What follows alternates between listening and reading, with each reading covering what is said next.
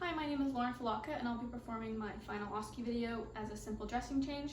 First, to get started, I'm wearing my proper uniform with my ID badge, hair pulled back, and my nails trimmed. So to get started, my mom's going to be filming for me, so she's just going to do a 360 of the room to get started.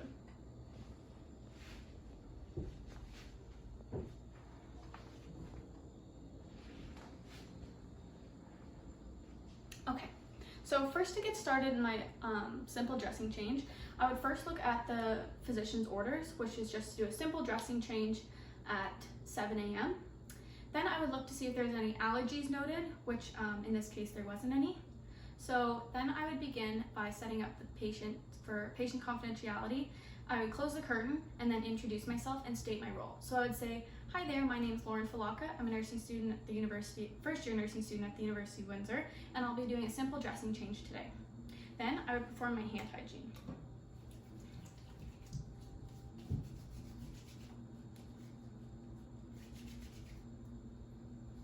After performing my hand hygiene, I would use two patient identifiers, being the name and date of birth, and I would also verify if they have any allergies to any medications, latex, or the gauze. Next, to get started, I would explain the procedure and also ask for the patient's consent. So by explaining the procedure, I would just say, "I'm just going to be doing a simple dressing change. I will be taking your dressing off, cleaning your wound, and then putting a new dressing back on. Do I have your consent?" And if the patient said yes, then I would continue to my next steps. I would then ask if they need any analgesic before I get started, or if they need to void. Next, I would start by setting up my environment. So I would open my sterile package, which would usually be closed, and gather the rest of my equipment, making sure that I check the integrity of it all too. Making sure there's no expiration dates that have been gone past, or there's no tears. So first, I open that up, I grab my tweezers, and grab the first drape.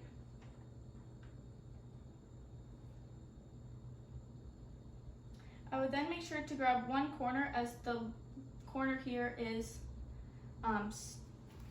unsterile, this 1-inch border, and place it down where my supplies can be. I would next grab this second drape, grab one corner again, letting it fall open,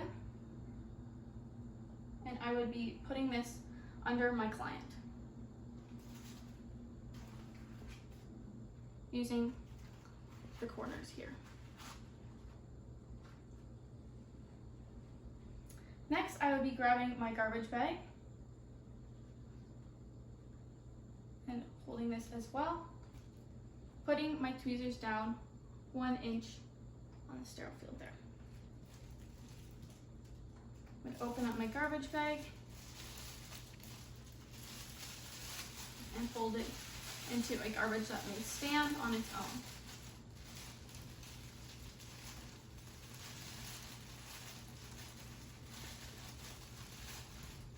And I'll just be placing my garbage bag here.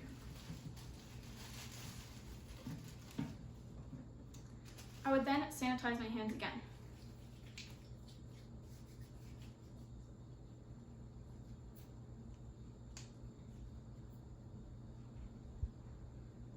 I would then grab my tweezers again at the very bottom and throw out these cotton balls, as I won't be using them. I would also make sure to grab my culture and sensitivity swab, which would usually be in its own package that is sterile as well. And then I'd be grabbing another one to do the measurement. And putting the tweezers here.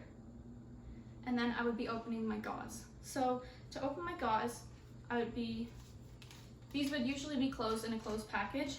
And I would also be making sure to use, grabbing as many 4x4 gauzes as possible, as I would need for the procedure, but just for the demonstration of this video, I'm using Kleenex as the other gauze, as I didn't have enough. So I'd be opening this up, dropping it 6 inches from the top, and disposing of this. I would then be grabbing my next gauze, opening up the same,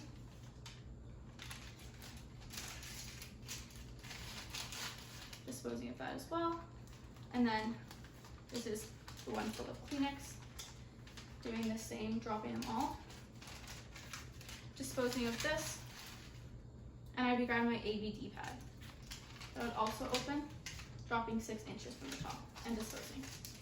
The other equipment I have set up here is my tape for when I do the dressing, dated with the date, the time, and my initials here.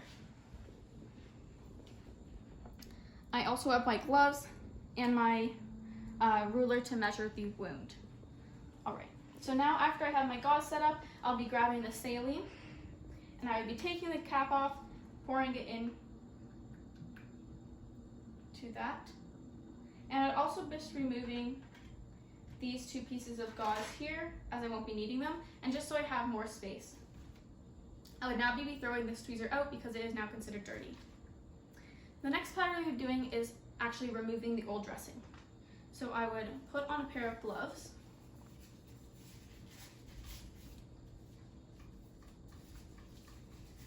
and I would take the dressing off, supporting the wound with my hand on top, and then slowly peeling the tape towards the skin.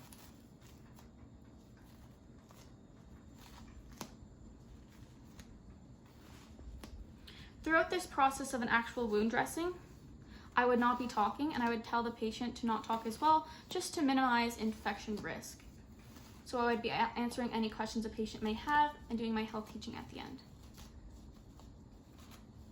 So I would pick up this wound, the gauze here, grabbing it and then analyzing it.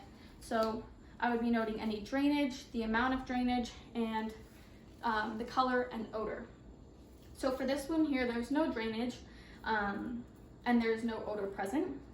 So then I would close this up. I would also make sure to do this away from the patient so they don't feel uncomfortable or feel squeamish, and remove my glove and throw this one out.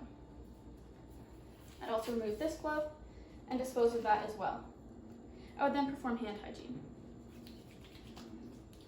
At this point now, I would be examining the wound. So this is a surgical incision with staples.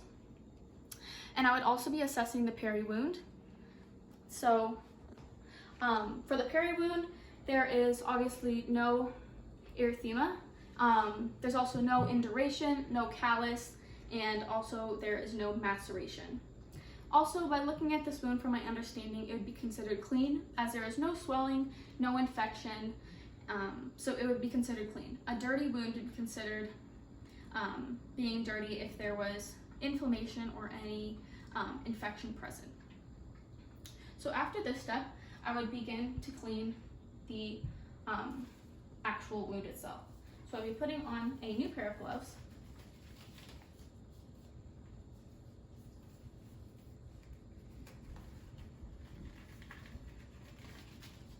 And I would be grabbing my pair of tweezers at the very bottom here. And I would also be grabbing the tweezers at this bottom part. So first, to get started, I would grab a piece of gauze like this, dip it in my saline, and I would grab the other end here, wring it out, and then I would make sure to grab it together, and I would start by cleaning the wound. So I would do one stroke down, and then I would dispose of that. I would grab another piece of gauze, dip in the saline, wring it out, and then bunch it up and grab it again. I would then be doing it on cleaning the far side of the wound, right beside it, and I would be disposing of that as well. I would grab another piece of gauze here, dipping it in the saline, wringing it out, and I would be making sure to grab it here. I would be doing the closest side this time of the wound and disposing of that. I'd grab another piece of gauze, dipping it in the saline, wringing it out, bunching it up, and grabbing it. I would now be doing the far side again, but a bit farther than I did the first time. And disposing of that as well. I would be grabbing another piece of my gauze here, dipping it in the saline, wringing it out, bunching it up, grabbing it, and doing the closest side this time. So that was cleaning the wound. Now I will be drying the wound. So I'm going to do the exact same, except not dip it in the saline.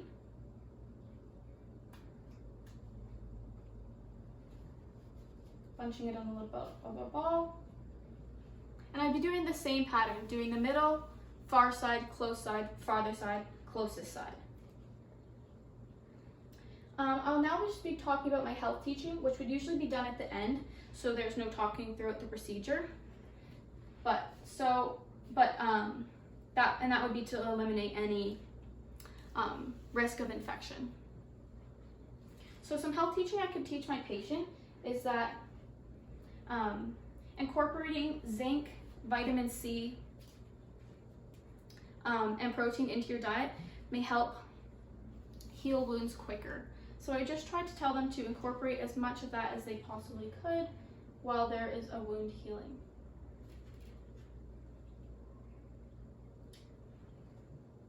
Since this is drying, I wouldn't have dipped it in saline as well. I would just be crumpling it up.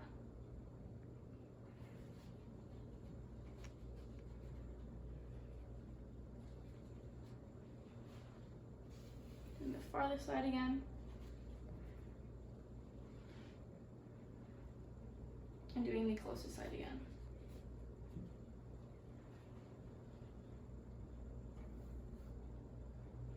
And that would be finishing the drying. I would then put my tweezers here if I need to use them again. So at this point, if it was an open wound, I would see if there's any epithelialization, any granulation, or any necrosis. I would also assess for exudate. So that could be serous sanguinous, or purulent. And I would also be noting the odor. At this point now, I would be making sure to measure the wound. So I'd be grabbing my swab and holding it up to the wound here,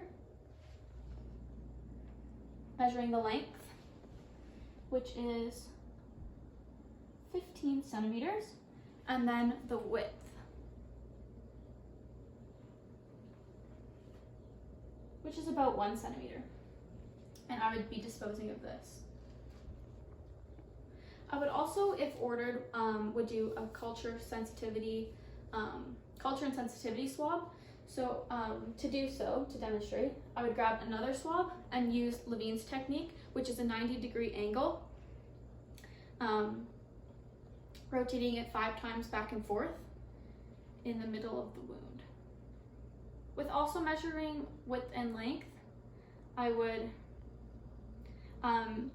see if there's any tunneling and also assess the depth.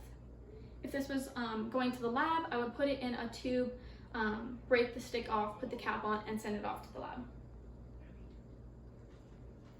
At this point now, I would be putting on the new dressing.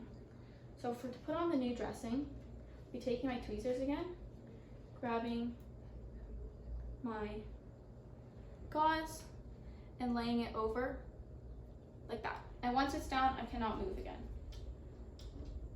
I grab my other piece and put it on the other part. Putting my tweezers back down. Since the AVD pad is sterile on the outside, I'll just be grabbing the outside and flipping it over like so. I would then start to put my tape on that I've already marked with my initials.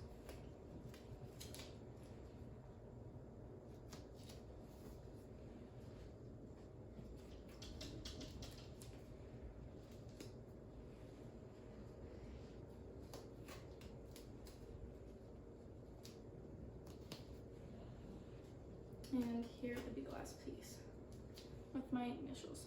I would also, if this was a real scenario, make sure I keep everything at a height that's good for me so my arms do not fall below the sterile field. So now at this point, I would remove my gloves and perform my hand hygiene again.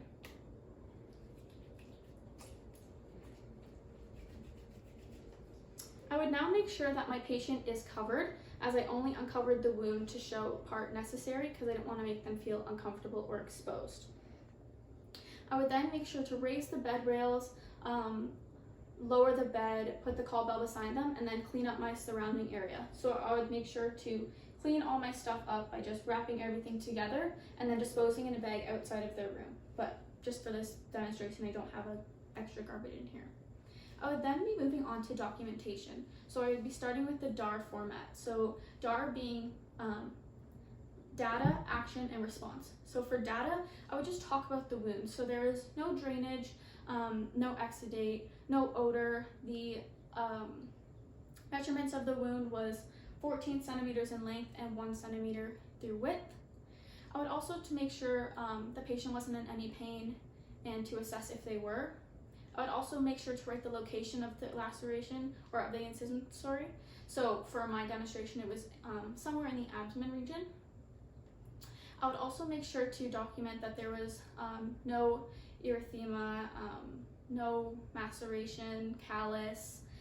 It was a closed peri wound that was an incision with staples. I would then move on to action. So I would just talk about what the client, what I did for the client. So I just did a simple dressing change, talked a bit about health teaching, and I would make sure to document any medications I gave them. And for R, that would be response. So I would just talk about how the client reacted to the treatment, and I would assess them if they need anything else and reevaluate if there's any changes for better or worse.